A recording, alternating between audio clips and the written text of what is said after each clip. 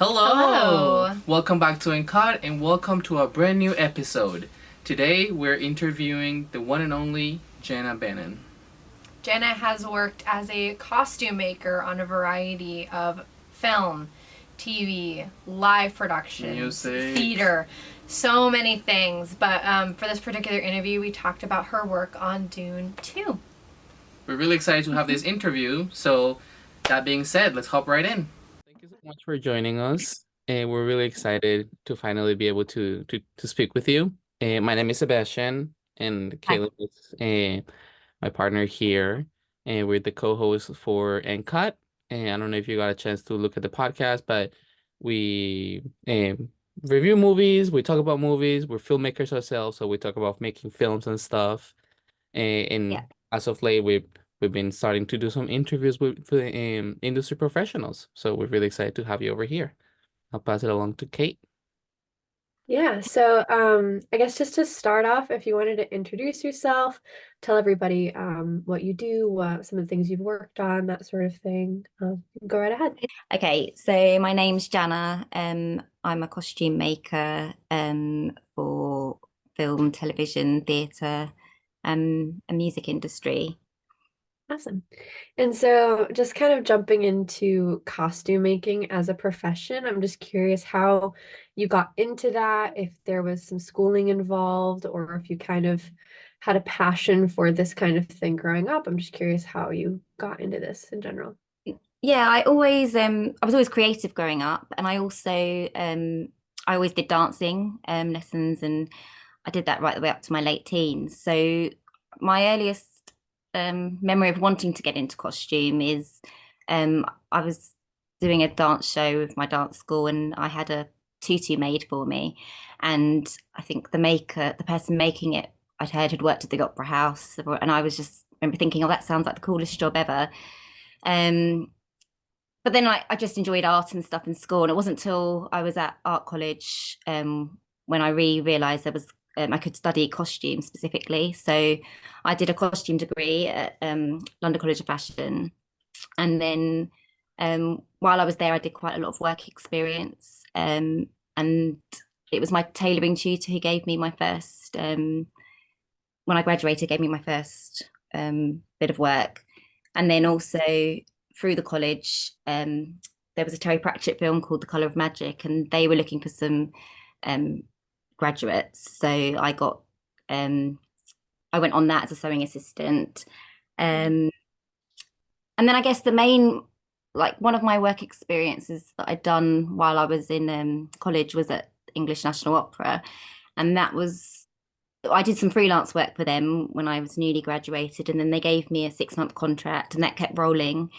And that's where I got I guess, really learnt my craft there, because um, I think you can learn a lot in college, but it's once you're actually out there doing it and being part of a workroom, um, means you're learning off lots of people, and there's lots of variety. So it's quite a what's the word? A big source of education in making, which I guess you can't really get at college so much. Right, yeah. Kind of going off of that like collaboration, I know you work primarily in like groups of people, whether big or small. How Mhm. much of that do you actually like contribute to any like major design or changes, or are you sort of like given a task that you then like accomplish? So you're given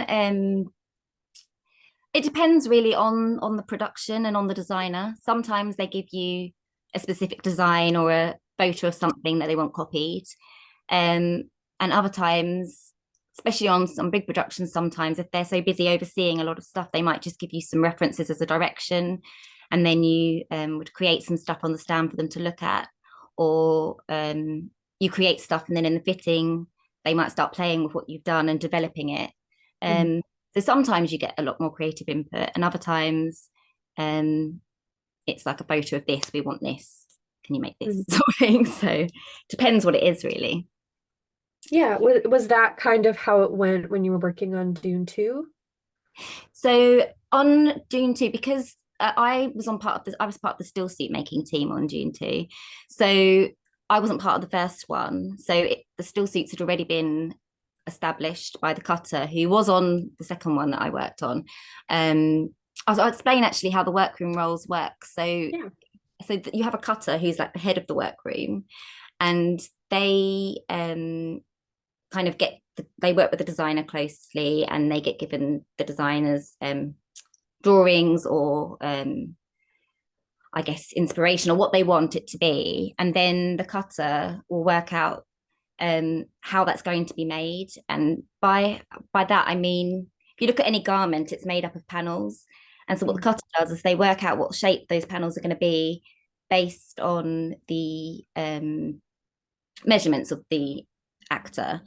So that's the cutter, and then they have a team of people that are doing the actual making and putting together the shapes, I guess, that have been created by the cutter.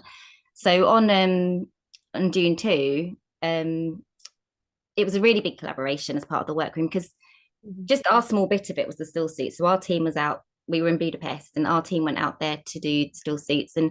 And so the cutter was working out all the different people's measurements, the sizing of everything. But within our making team, we all had the different elements of the still suits. So some people were working on the arms, some people might have been working on just like the ribbing or the piping and stuff that was going inside a certain bit of the legs. And we all had different elements that we were kind of doing, and then it all kind of, we put all of our bits together. And then also, not just our team, there was a prop making team. So they were making some of the elements like the shoulder pads and bits that we would then put onto the garment. And then there was a breakdown and dye department, and they would maybe work on things, getting the right color or with the fabric before we even started making the still suit. But also things like the knee pads, they would maybe do some of the breaking down before it got put into the garment as well. So that's just the collaboration just for the still suit part of it. But there was a whole team of Hungarian makers that were making other stuff on it. There was buyers. There's lots of people involved in the department. Yeah. So kind of going off of that, I know you've worked on so many things. Like your resume is incredibly long. And so specifically for Dune, but we will like broaden it on the next question. Like, what is it like working on sets where the clothing is more based off of like historical fiction or something that would have already existed versus creating pieces that are more out of this world, sci-fi, fantasy based? Like, what is the difference and how much work and effort goes into making either of those? I'd say the main difference from a maker's point of view is probably the materials and the fabrics that you're using. I think for me,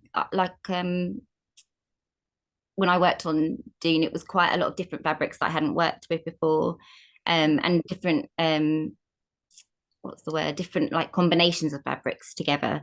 So I'd say that was probably the biggest like difference of doing Dune. But I think with Dune and with like something historically, like some a historic thing, it's still once you're in that zone, in that world, you're then working just towards focusing on, then you're just in that world of these materials are working on like say certain things that might have been set in a period before there was top stitching on sewing machines. Then you're in that world of, okay, so we can't do any top stitching, but then you might be in a period where everything would have had a lot of top stitching. So then it's I don't know if I'm really answering your question correctly, but I think you just get into that zone, and then you're just, once you're into the world and you've been working on something for however many months, you're used to that kind of requirements for that production, if you know what I mean. Yeah, I didn't even realize that you would go into that level of detail just in like the stitching alone. Like I didn't know that Oh you would yeah, because there was certain, like you wouldn't have had if you look at shirts now with top stitching around the collar, you wouldn't have had that on a blouse in the like 1800s or whatever. So yeah, yeah, all that sort of stuff wow, you take into consideration when making costumes. really cool. I I know I didn't send you this question, but I am curious kind of how your work can be affected by makeup and makeup effects that are done. I know for Dune specifically, there was a lot of times where the actors were in active fight sequences or getting killed to a variety of extents. Like, I'm wondering how many different variations of costumes did you have to make? How many things did you have to fix on the spot when like a prop or something like that would kind of ruin the piece? Like, what was that process like? I mean, with my role within films, usually I'm not based on set. Although when I was in Budapest, we most of the filming was done where I was in the studios. So there's often specific teams who are there to repair or to do stuff to the costumes once they're already made. But we did have so for something like a film like Dune, you have like each character has like I think they probably had their ones from the first film, but we made three for each of the principal characters, and then they'd also have a stunt double who we'd have to make a few versions of it for. So there's a lot of the same costume being made, just because of wear and tear. But there was one stunt costume that came back to us quite a lot because on this one certain day, particular day, I remember because I think he was sliding down like there was some sort of sandy bit that he was standing down. It was rough and it kept ripping and the costume basically. And I think I guess in hindsight, we didn't know exactly what he was going to be having to do, and so it was keep rubbing against the rough surface is gonna, especially once it's weak. So that came back a few times, and we had to like, I think I can't remember what we did. I think we had to re-put in some panels. Um, yeah, but that's why they also have a double, so then that can be worked on while one's being used. I mean, the stunt guys don't have as many as the principals do, but and then in terms of the way you said about makeup, and again, because I'm not based on sets all the time, I'm not always directly involved in this, but we have to consider it as makers. And I have done stuff on set where I've been part of it, but depending on what makeup they need to do, can sometimes affect what order they put their costume on. So sometimes might need to make some bits, they can put some of it on and then have some makeup done and then put the rest of it on. Yeah. So I think there's always a collaboration between working out what's the best order for things. That's awesome. So you've mentioned that you've worked in a variety of different fields, not just film. I'm curious what your favorite industry to work in is, because you've worked in so many. I'm curious what your opinion on that is. That always changes because I think I just like the variety of it all. So I think if I haven't done any film for a while, then I'll be craving doing some of that. If I haven't done some music stuff, I'll be craving some of that. So I don't know. They all have their. I think if I did one, I'd miss an element of a another one. So I know that's not a straight answer, but I don't. I just enjoy it all, and they all have different thrills that they give me. Like when you work on live things, I guess you're part of it all. As it all develops, like you start on, you get the designs, then you meet the and measure your artist, and then you make everything, and then you do rehearsals with them, and then the show's on. So you get to see it all through, and you see it straight away. Whereas with film and screen stuff, you make something, and then you don't see it or even know about it for like a year or so, and then suddenly it's all out again, and then it's all like remembering it all again, what you were working on. So, but you're a bit more removed in that way, I think. Yeah. Do you feel like it's more high pressure when it's in like music or live situations? Um, Sometimes, but sometimes I think with live stuff, you know your schedule, so sometimes you need to think on your feet if something happens. But with filming, like I've been on things and suddenly we're like the schedule's been changed the day before, and suddenly something you especially if you've got like not doing because we're making the same things again and again, but other things you're making things and you know when things are needed for filming, so you're working to that schedule and you're focusing on certain costumes that you think are needed first, and then suddenly something's changed or something's brought forward. And I don't think other departments always, everyone knows about their own department. I don't think people always think about how that might affect certain departments. So, and the information doesn't always get fed back to you, Mhm. or the people like that might need it, like the costume makers, Right. in time. So then suddenly it's a bit more of a panic to get something Mhm. ready for with the filming, because they're not going to change the schedule just because the costume's not ready. So you'll have to, Right. yeah, get it get it ready. Yeah. So for Dune and for your career as a whole, I'm curious what has been something that's been the most memorable for you, most memorable experience that you've had on either. I think with Dune, like the main, like my main memory was just because I went and lived in Budapest for like 3 or 4 months. So that was more just the whole experience of being at the studios there, and just experiencing Budapest and everyone I um met whilst I was on it. And then also just it's a bit surreal. You're at lunchtime and you just see people walking around in still suits and like someone in a hammock, just like it's yeah, just like it's like it's normal that they're in that costume, and then you think, oh yeah, we made that, and oh yeah, we're in the Dune world now. But yeah, I'd say that like, and in general in my career, I think there's obviously bits I like I've enjoyed about the job, but I think there is also things like the experiences it's taking, where it's taken me, experiences that I've got, things I've got to see. I think yeah, that's the thing. And like I say, the variety as well, like it's never the same, so it keeps it interesting. Mm, definitely. I find that we also feel the same way. We don't want to get bored.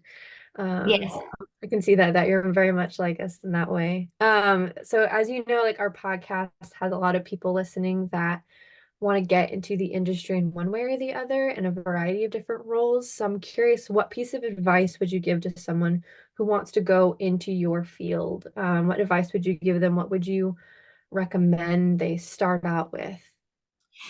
I mean, I think anyone within costume, no matter what role, even if you want to go into design or you want to be a buyer or any things that aren't sewing related, I do think if you can get some basic sewing skills down, Mhm. there'll always be a job for you. Because, and also, you know, if you're doing something that's not making related, but you're on set and something happens and something suddenly needs to be sewn, if you can sew it yourself, then you're more useful, because Mhm.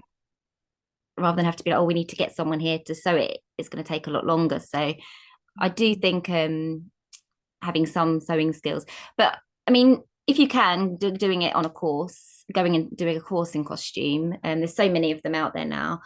But also, if people can't afford that, it's just looking out for. There's a lot of trainee schemes now on productions and apprenticeships. And also, I think if you want to get into film, don't be closed off to the other areas of costume, because um or if you really want to get into theatre, don't be closed off to doing film. I think you can learn a lot about what's needed. There's a lot of transferable skills, like you're making stuff in the same way, whether you're working in and in theatre, you might get to work with other materials, which will then support you if you when you go into film. So I think just being open to all sorts of opportunities, and also you meet people along the way. I think that from doing work experience whilst someone's at college, if they keep in touch with those work experience contacts, I think any job you're on, um, always being pleasant to be around, because um, once you're in this industry, like everyone, once you get into it and you get to a certain level, everyone's good at what they do, really. Once you get to a certain level, so then a lot of it is you want to be around. It's a long hours. You want to be around people that are pleasant to be around and enthusiastic and willing and team players. So I think trying to get work experience on things, um, yeah, being willing and just not closing off your avenues, your options, to just think, oh, I only want to work on sci-fi films, so I'll go on that, I'll only want to work on that, or it's just keeping open to all opportunities that come up.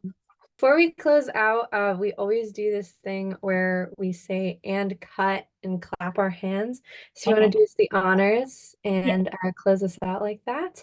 But before you do that, I just want to say another big thank you for agreeing to be a part of our interview series. It was such a joy talking to you, and I definitely hope that we can connect again in the future, whether we're on the same project or we see each other passing.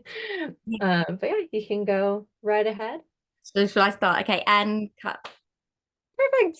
Thank you so much. Thank you so much. It was so amazing to speak with you today. Yeah, it was really lovely to meet you both. Thank you so much for watching this episode of Cut. You can follow us on all social media, starting with Instagram as Cut the podcast. You can also follow us on YouTube as That Film Couple, which is the same handle for TikTok, That Film Couple for short form content. You can also follow us on Twitch as Sebasparra1K. And if you're watching right now on YouTube, you can find us on any podcast platform as !! Last but not least, you can follow me on Instagram as sebi.mp4. And you can follow me at caitlin.mp4. Thank you so much for being here one more week, and we'll see you in the next one.